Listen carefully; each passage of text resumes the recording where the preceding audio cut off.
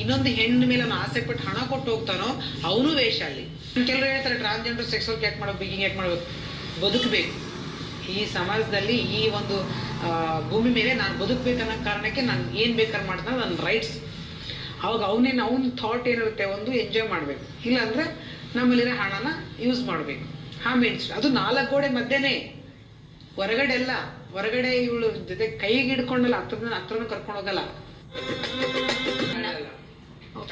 ಕೆಲವೊಂದು ಸಿನಿಮಾಗಳಲ್ಲಿ ನೋಡ್ತೀವಲ್ಲ, ಇಲ್ಲ ಬಲವಂತ ಮಾಡು ನೀನ್ ಇದನ್ನ. ಏನ್ ಗೊತ್ತಾ, ಕೆಲವರು ಈ ನಡುವೆ ಏನಾಗ್ಬಿಟ್ಟಿದೆ, ಮೀಡಿಯಾಗಳಿದೆ ಅಂದ್ಬಿಟ್ಟು ಬಾಯಿ ಬಂದಂಗೆ ಹೇಳ್ತಾರೆ.